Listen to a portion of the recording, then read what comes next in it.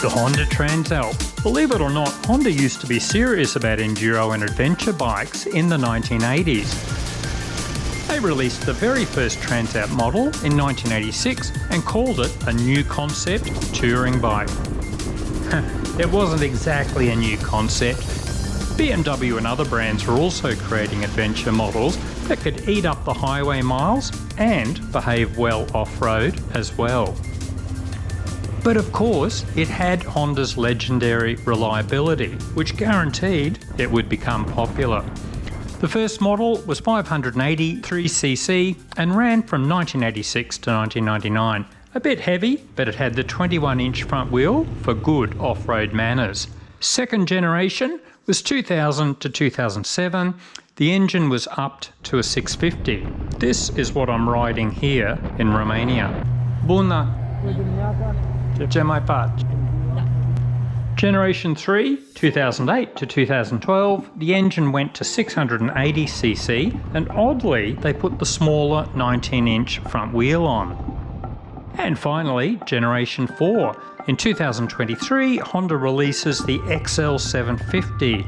It went back to the 21-inch front wheel, and finally Honda got serious about shedding some weight. Curb weight is 208 kilograms, which is similar to the competition Yamaha's T7 and KTM's 890. Known issues and reliability.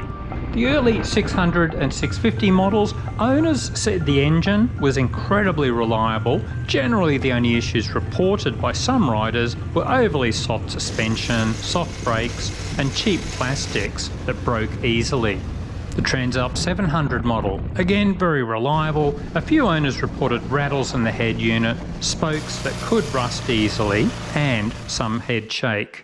What about the new Transalp 750 model? It hasn't been around long enough for long-term reports, but some great news. Early reports indicate it will be cheaper than all its competitors. KTM 890, the T7, Aprilia Touareg, and even the Chinese-made CF Moto 800. We scanned a pile of current reviews to find complaints about the new Transalp. There isn't much to complain about. Despite a range of settings, most test riders felt the ABS and traction control aren't very good for off-road riding and just turned them off. The windscreen isn't adjustable. One review mentioned some wind buffeting. There's no quick shifter, and the old style wheel rims mean tubed tyres only. However, all the reviewers pointed out these issues came down to price. The Honda XL750 is shaping up to be the cheapest model in its class. So obviously some bling will be missing. The good stuff? The short stroke engine was a real hit with everyone. It loves to rev and has a strong top end with 91 horsepower. But it has plenty of low down grunt too. Unlike earlier Transalps, the suspension and brakes work really well. Handling? All the reviewers said the road handling was superb and could well be best in class. Very light and flickable. The new 750 may not be as dirt-worthy as its competition though, but it really stands out as an 80-20 bike.